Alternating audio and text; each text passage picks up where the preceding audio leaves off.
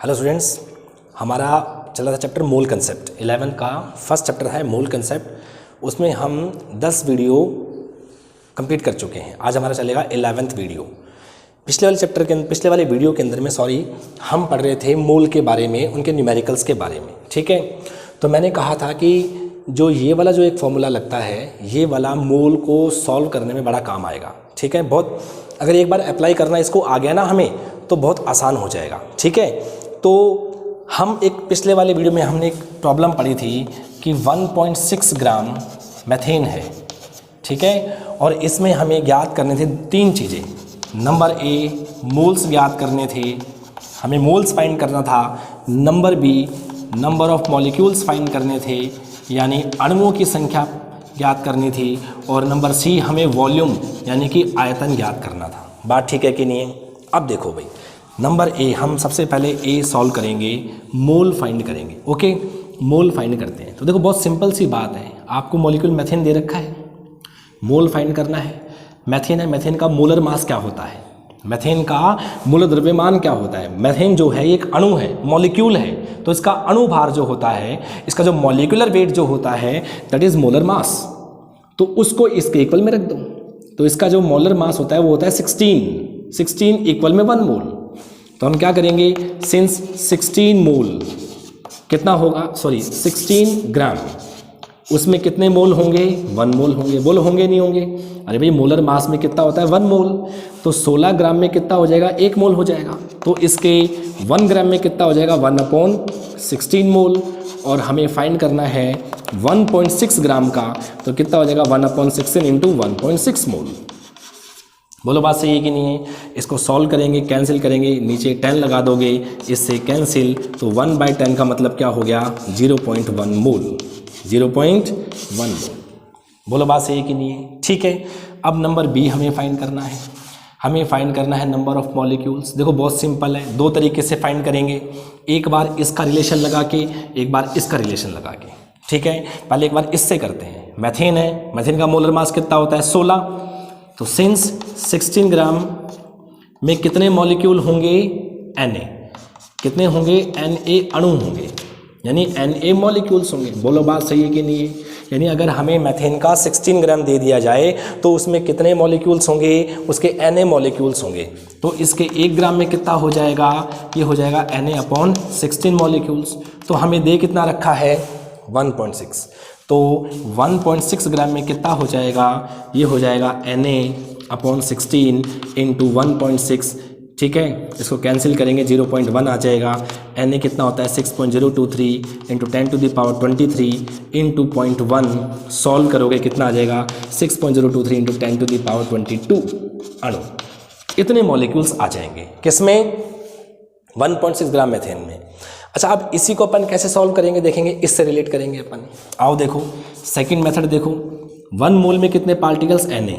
तो हमें अगर 1 मोल दिया जाए मैथेन का, अगर हमें 1 मोल दिया जाए किसका, मैथेन का, तो उसमें कितने पार्टिकल्स होंगे, Na पार्टिकल्स होंगे, यानी Na अणु होंगे।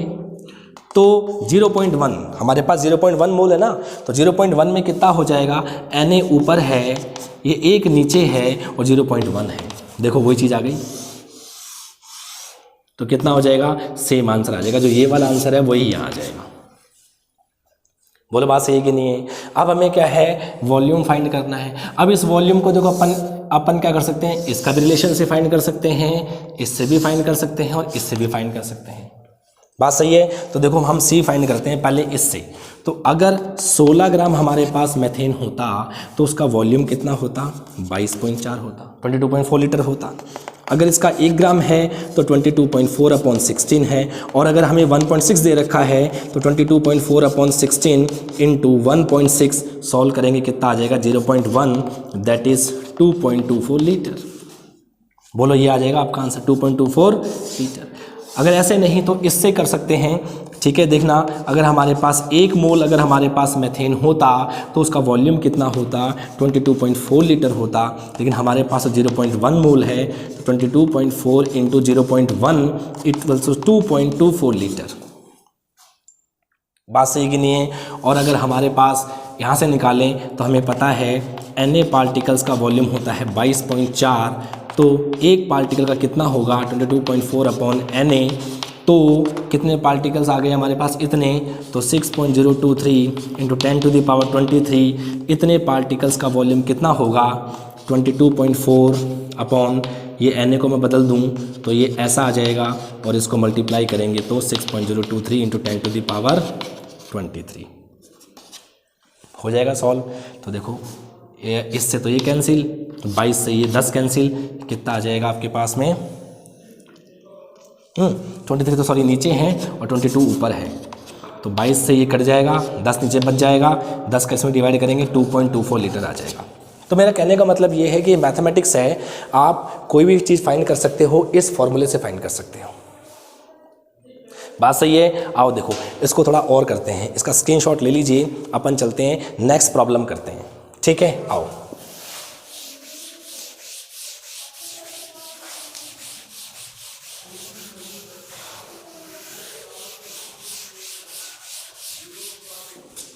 आइए देखिए हमारे पास अब नेक्स्ट प्रॉब्लम है, आपको बोलते हैं 9.8 ग्राम H2SO4 है, ठीक है। अब मैं थोड़ा और इसको डिस्क्राइब कर रहा हूँ, थोड़ा और एक्सप्लेन कर रहा हूँ, ढंग से समझिएगा इसको, ठीक है। 9.8 ग्राम क्या दे रखा आपको, सल्फ्यूरिक एसिड, सुनते जाइए क्या है। पहले क्या पूछा है, मोल, सेकंड क्या पूछा, नंबर ऑफ मॉलिक्यूल्स, नंबर से क्या पूछा, वॉल्यूम। पहले में मोल पूछा है, दूसरे में पूछा है अणुओं की संख्या, ये क्या है, अणुओं की संख्या, और ये क्या पूछा है, आयतन, एनटीपी पर, सॉरी एनटीपी पर। H2SO4 तो क्या है आपका लिक्विड होता है, अगर मान लो ये वाष्प होता, मान लीजिए कि H2SO4 वाष्प होता तो उसका वॉल्यूम कितना निकल के आता, ठीक है, हमें वो सॉल्व करना है, ठीक है। आइए देखिए सबसे पहले अपन फाइंड करेंगे मोल, ठीक है। अच्छा आप ऐसा करिए, चलो पहले अपन इसी से सॉल्व करते हैं, ठीक है। तो अब हमें H2SO4 का अणुभार पता होना चाहिए। H2SO4 का अणुभार जो होता है, मॉलिक्यूलर वेट जो होता है वो होता है 98। कैसे होता है, H का होता है 1, एटम कितने हैं 2, S का होता है 32, O का होता है 16, एटम कितने 4 से मल्टीप्लाई, सॉल्व करोगे 98 आ जाएगा। तो हमें करना क्या है, सिंस यहाँ रखो 98, अगर आगे 98 ग्राम H2SO4 होता, 98 ग्राम कितना होता है H2SO4 होता, तो उसमें कितने मोल होते आपके पास, 1 मोल होते। लेकिन अगर आपके पास 1 ग्राम H2SO4 होता तो 1 ऊपर 98 नीचे होता, लेकिन आपको दे कितना रखा है, 9.8 दे रखा है, तो 9.8 ग्राम में कितना हो जाएगा, 1/98 इंटू 9.8, ठीक है। हटाओगे नीचे 10 लगाओगे, इससे कैंसिल 0.1 मोल आ जाएगा। यहाँ तो कोई प्रॉब्लम नहीं है, मोलर मास को लेफ्ट में रखा, मोल को राइट में रखा, क्योंकि हमें मोल याद करने थे। बोलो कोई प्रॉब्लम, बात सही है। दूसरी बात, हमें नंबर ऑफ मॉलिक्यूल्स फाइंड करने हैं, रखो वही 98, अगर 98 ग्राम H2SO4 होता तो उसमें कितने मॉलिक्यूल्स होते, उसमें Na अणु होते, Na मॉलिक्यूल्स होते। तो अगर 1 ग्राम होता तो Na/98 अणु होते, और अगर हमारे पास कितना दे रखा है, 9.8 ग्राम दे रखा है, तो 9.8 gram equals to Na/98 into 9.8। Solve करोगे Na कितना होता है 0.023 इंटू 10⁻23 इंटू ये है आपका 9.8 अपॉन में कितना है 98, हटाओगे डेसिमल नीचे 10 लगाओगे, इससे कैंसिल, 10 का भाग इसमें लगाओगे, 6.023 इंटू 10⁻22 क्या आ जाएंगे आपके पास, अणु आ जाएंगे H2SO4 के मॉलिक्यूल्स निकल के आ जाएंगे, ठीक है। हमें फाइंड करना है वॉल्यूम। अगर मान लीजिए कि ये वेपर फेज में होता, मैं आपको बता दूं कि आयतन हम वॉल्यूम तभी फाइंड कर सकते हैं जब वो मॉलिक्यूल किस में होगा, वाष्प में होगा, वेपर फेज में होगा। बात ठीक है ना, बाकी किसी में फाइंड नहीं कर सकते ना, क्योंकि वॉल्यूम किसका निकल के आएगा, जो गैस होगी, जो वाष्प होगा। तो अब देखिए वही बात है, 98 ग्राम, अगर हमारे पास 98 ग्राम H2SO4 होता तो उसका वॉल्यूम कितना होता, 22.4 लीटर होता। अगर हमें 1 ग्राम दिया जाता तो 22.4 अपॉन 98 होता, और अगर हमें 9.8 दिया जा रहा है तो 22.4 अपॉन 98 इंटू 9.8, हटाओगे नीचे 10 लगाओगे, इसको कैंसिल करोगे, 2.24 लीटर आंसर आ जाएगा। बात सही है। हमने सिर्फ इसी से ये चीज़ें याद करी है, हमने इसको यूज़ करके मोल फाइंड किया, इसको यूज़ करके Na पार्टिकल्स फाइंड किए, और इसको यूज़ करके मैंने इसका वॉल्यूम फाइंड किया, 22.4 लीटर वॉल्यूम निकल के आया। बात सही है कि नहीं है? तो अब अपन क्या करते हैं, मैं साइड में लिख लेता हूं कि H2SO4 जो है ना 9.8 ग्राम, इसमें मोल कितना निकल के आया था, 0.1 मोल निकल के आया था। इसको मैं नोट कर लेता हूं, बात ठीक है ना? अब देखो मैंने इससे फाइंड किया है ना, अब अपन इससे इस चीज़ से भी फाइंड कर सकते हैं इसको, और इस चीज़ से फाइंड कर सकते हैं उसको। ठीक है, आओ देखो, इसको मैं मिटा देता हूँ। ठीक है, या आपने, आइए देखिए। ठीक है, अब मैं क्या कर रहा हूँ, इसकी हेल्प से, मोल की हेल्प से, क्योंकि अपन ने मोल फाइंड कर लिया ना, तो अब मोल की हेल्प से फाइंड करेंगे number of molecules, number of particles. आइए, हमें पता है एक मोल अगर हमारे पास H2SO4 होता तो इसमें कितने मॉलिक्यूल्स होते, इसमें 6.023 × 10⁻23 मॉलिक्यूल्स होते, यानी अणु होते। बोलो बात सही कि नहीं है? अगर हमारे पास एक मोल होता तो इसमें n अणु होते, तो हमारे पास आया कितना है, लेकिन हमारे पास तो 0.1 मोल है, इतना है ना। तो क्या होगा, ये संख्या तो आएगी ऊपर, ये एक आएगा नीचे, और मल्टीप्लाई किससे करेंगे, 0.1 से, हटाएंगे नीचे 10 लगाएंगे, 10 से इसको कैंसिल करेंगे, आंसर कितना आ जाएगा 6.023 × 10⁻22 अणु, यानी H2SO4 के इतने मॉलिक्यूल्स आ जाएंगे। हमने किससे फाइंड किया, मोल से फाइंड कर लिया नंबर ऑफ मॉलिक्यूल्स। अब अपन मोल से फाइंड करेंगे वॉल्यूम। तो आइए, हमें पता होता है कि अगर एक मोल अगर हमारे पास H2SO4 होता तो उसका NTP पर वॉल्यूम कितना होता, 1 मोल का 22.4 लीटर होता, लेकिन हमें कितना दे रखा है, 0.1 मोल दे रखा है। तो हम क्या करेंगे, 22.4 ऊपर, ये 1 नीचे, इंटू कर देंगे 0.1, कितना आ जाएगा 2.24 लीटर। बोलो बात सही है कि नहीं है? ठीक है, हमने इससे ये फाइंड कर लिए, हमने इससे ये फाइंड कर लिया, बात सही है। और अब अपन क्या कर सकते हैं, हमें फाइंड करना है वॉल्यूम, तो जो वॉल्यूम है वो हम इससे फाइंड कर सकते हैं यहाँ पर। तो देखो, आओ कैसे इससे फाइंड करें। हमें पता होता है कि अगर 6.023 × 10⁻23 पार्टिकल्स अगर हम H2SO4 के ले लें और उसका NTP पर वॉल्यूम निकालें तो वो कितना होगा, 22.4 लीटर होगा। तो अगर हमारे पास सिर्फ एक पार्टिकल होता, अगर इसका एक मॉलिक्यूल होता, तो हमारा वॉल्यूम कितना निकल के आता, इसका डिवाइड कर देंगे। ठीक है ना। और हमारे पास हैं कितने वास्तव में मॉलिक्यूल्स, इतने मॉलिक्यूल्स हैं, तो क्या हो जाएगा 22.4 ऊपर, 6.023 × 10⁻23 नीचे, मल्टीप्लाई कर देंगे इससे, इससे इसको मल्टीप्लाई कर देंगे, तो क्या आ जाएगा आपके पास में, इंटू 6.023 × 10⁻22। तो इससे ये कैंसिल, इससे 10 बार कैंसिल, आ जाएगा 2.24 लीटर। आप देखेंगे तीनों के वॉल्यूम सेम आ रहे हैं, दोनों के। बात सही है ना। तो कहने का मतलब ये फॉर्मूला अप्लाई करना बहुत सिंपल है। ये दे दे, इन तीनों को फाइंड कर सकते हैं, ये दे दे, इन तीनों को फाइंड कर सकते हैं, ये आपको दे दे, ये तीनों फाइंड कर सकते हैं, और अगर ये दे दे तो हम ये तीनों फाइंड कर सकते हैं। ये आपस में रिलेशन है इनका। जो चीज़ गिवन होती है उसको लेफ्ट में रखो, जो चीज़ फाइंड करनी है उसको राइट में रखो। बात सही है कि नहीं है? ठीक है, चलिए अब मैं आपको एक चीज़, थोड़ा एक स्टेप अपन आगे और बढ़ते हैं। आइए देखिएगा, अब समझिए, एक लास्ट प्रॉब्लम मैं आपको समझा रहा हूँ।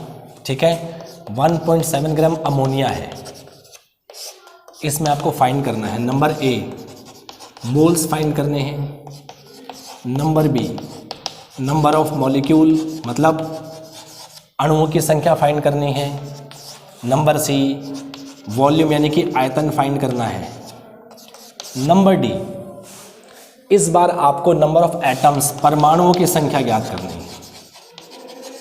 ठीक है, नंबर ई, ठीक है ना, number of hydrogen atom, number of hydrogen atom find करना है, नंबर ऑफ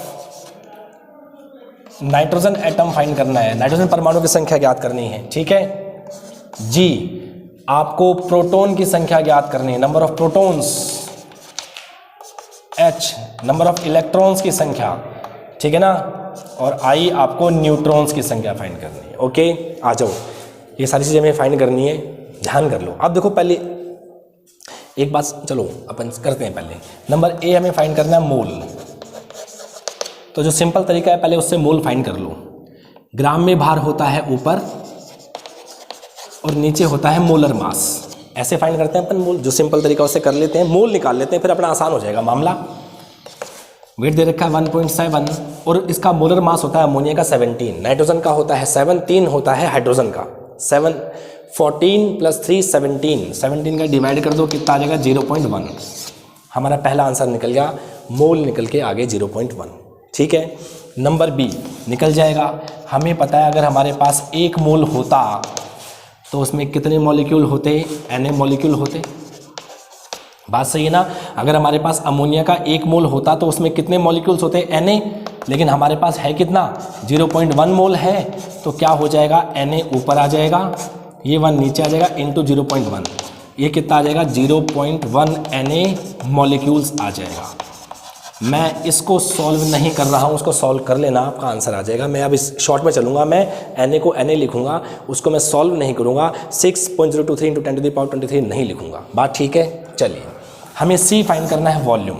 हमें पता है अगर हमारे पास 1 मोल होता तो उसका वॉल्यूम 22.4 लीटर होता, तो हमारे पास तो 0.1 मोल है कि नहीं, तो उसका कितना हो जाएगा 22.4 ऊपर, ये 1 नीचे इंटू 0.1 कितना आ जाएगा 2.24 लीटर आंसर आ जाएगा।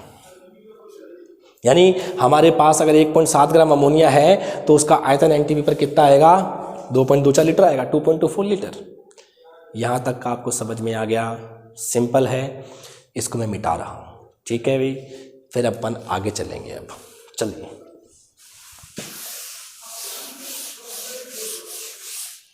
ठीक है, आ जाओ नंबर डी। अब सुनो, देखो मैंने दे रखा है अमोनिया। अमोनिया एक अणु है, इसे बोलते हैं मॉलिक्यूल। इसमें परमाणु नाइट्रोजन का परमाणु है प्लस हाइड्रोजन का परमाणु है, यानी नाइट्रोजन का एटम है प्लस हाइड्रोजन का एटम है। नाइट्रोजन का तो सिर्फ 1 है और हाइड्रोजन के कितने हैं 3 हैं। तो मैं यूँ कह सकता हूँ कि आपके पास अगर एक अणु है, एक मॉलिक्यूल NH3 है, तो इसमें 4 एटम है। बोलो बात ठीक है कि नहीं। एक मॉलिक्यूल में 4 एटम हैं, 1 नाइट्रोजन 3 हाइड्रोजन। तो अगर मैं मोल लगा दूंगा तो 1 मोल अणु में कितने होंगे 4 मोल परमाणु होंगे। यानी अगर हमारे पास 1 मोल मॉलिक्यूल है तो उसमें 4 मोल एटम होंगे। बोलो बात सही है कि नहीं, होंगे नहीं होंगे। एक अणु में 4 परमाणु, 1 मॉलिक्यूल में 4 एटम, तो 1 मोल मॉलिक्यूल में कितने होंगे 4 मोल एटम हो जाएंगे। सिंपल है ना। लेकिन हमारे पास तो 1 मोल है ही नहीं, हमारे पास तो कितना है 0.1 मोल है, तो इसको 0.1 से मल्टीप्लाई कर दो, कितना आ जाएगा 0.4 मोल एटम। कितना आ जाएगा 0.4 मोल एटम आ जाएगा। अरे भाई बहुत सिंपल सी बात है यार। वो 1 मोल के अंदर में 4 हैं, 1 mole molecule equals to 4 mole atom, तो 0.1 में कितना हो जाएगा 0.1 से मल्टीप्लाई कर दो। बात सही कि नहीं है। 1 मोल में 4 मोल है तो 0.1 मोल में कितना होगा मल्टीप्लाई कर दो उसको, आंसर आ जाएगा। तो हमारे पास 1 मोल मॉलिक्यूल, हमारे पास 1 मोल अणु जो है किसके अमोनिया के, 1 मोल अणु किसके अमोनिया के हैं, तो उसमें 0.4 मोल परमाणु होंगे किनके नाइट्रोजन और हाइड्रोजन के। इतनी बात सही है। अब देखो आगे क्या ज्ञात करना है, हाइड्रोजन। हमें हाइड्रोजन के परमाणु ज्ञात करने हैं। वापस से मैं यही चीज़ लिखने वाला हूँ, देखना नंबर ई लिखूंगा मैं। हाइड्रोजन एटम निकाल लें तो देखो क्या होगा। ये अपन कितना फाइंड कर चुके हैं 0.1 मोल, नंबर ए वाला पॉइंट था 0.1 मोल। अब देखो मैं क्या करता हूँ, देखना हमारे पास 1 मोल अमोनिया अणु, यानी हमारे पास 1 मोल अमोनिया मॉलिक्यूल है,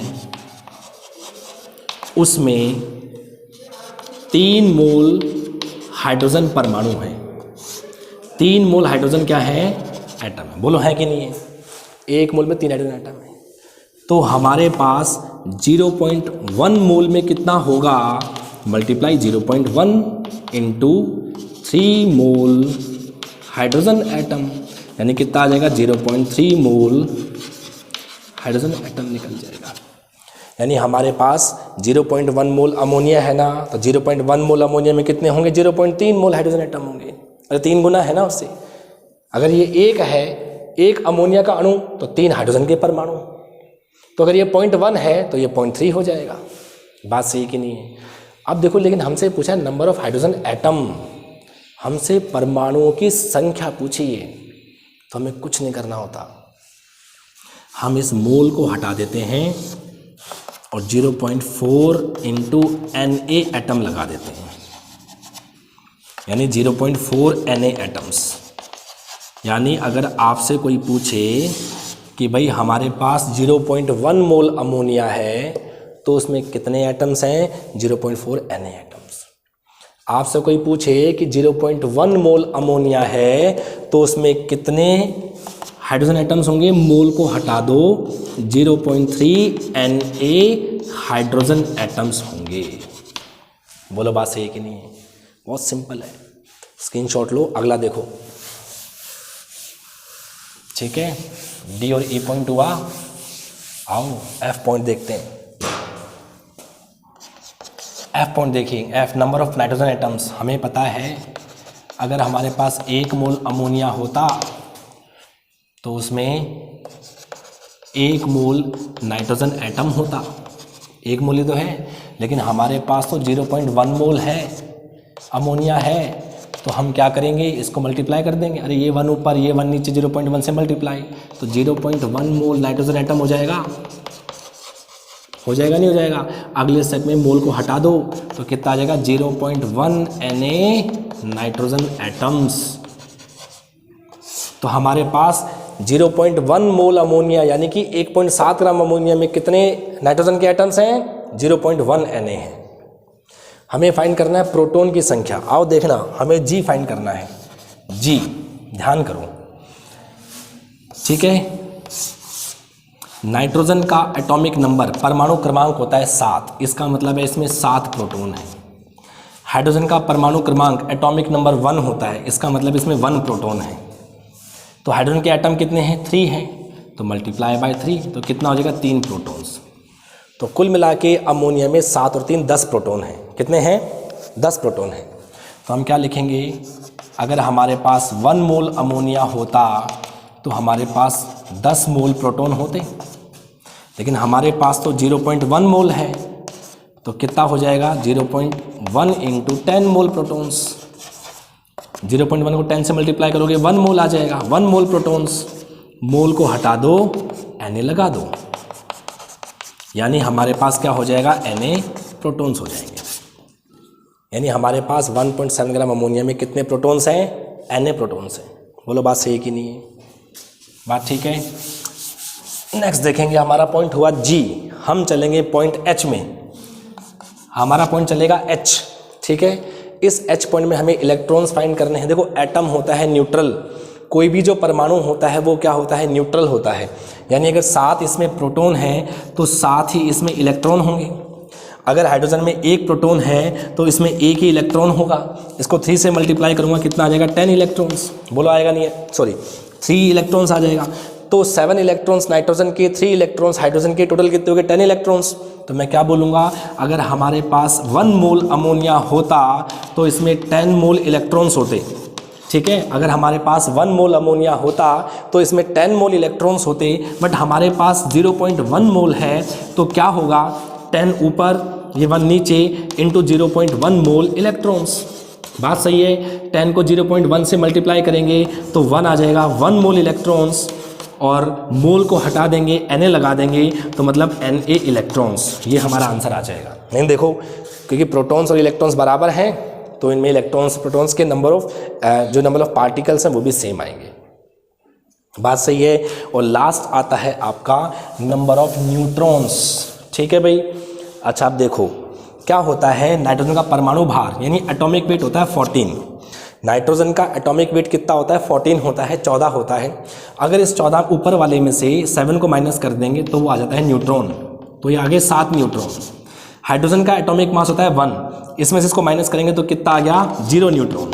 हाइड्रोजन के एटम में सिर्फ प्रोटॉन होता है, न्यूट्रॉन नहीं होता। यानी कुल मिला के नाइट्रोजन, इस पूरे अमोनिया में सिर्फ न्यूट्रॉन नाइट्रोजन के हो गए 7, तो क्या हो जाएगा हमारा पॉइंट है I। तो 1 मोल अगर हमारे पास अमोनिया है तो उसमें 7 मोल न्यूट्रॉन्स होंगे, लेकिन हमारे पास तो 0.1 मोल है, तो 0.1 को 7 से मल्टीप्लाई करेंगे तो 0.7 मोल नाइट्रोजन हो जाएगा। मोल को हटा दूंगा तो मैं किससे मल्टीप्लाई कर दूंगा, Na से मल्टीप्लाई कर दूंगा, यानी इसमें 0.7 Na न्यूट्रॉन्स होंगे। बात ठीक है। तो ये इस तरीके से अपन मोल के क्वेश्चन को सॉल्व कर लेते हैं, बहुत आसान है। थोड़ा इस वीडियो को एक बार फिर से देखना आप लोग, क्योंकि हो सकता है कि मैथमेटिकल कैलकुलेशन वगैरह होती है, ठीक है भाई। तो जैसे बायो के स्टूडेंट, मैथ्स के बच्चे तो क्या कर लेते हैं कैलकुलेशन, लेकिन जैसे बायो वाले जो बच्चे होते हैं उनका कैलकुलेशन थोड़ा सा क्या होता है, हाथ थोड़ा वीक होता है, ठीक है ना। तो इसको जो करना, काफ़ी सारी प्रॉब्लम्स हो गई थी, तो इसको एक बार वीडियो को आप अगर एक बार में समझ में नहीं आया तो एक बार वापस से इस वीडियो को देखिए और समझिए। फिर जब आप खुद कैलकुलेट करेंगे, जब कॉपी पेन लेंगे तो पक्का आपको भी ये न्यूमेरिकल्स आना स्टार्ट हो जाएंगे, ठीक है। तो इस वीडियो को देखिए, समझिए, नोट्स बनाइए, प्रैक्टिस कीजिए। मिलेंगे अपन 12th वाले वीडियो के अंदर। Thank you.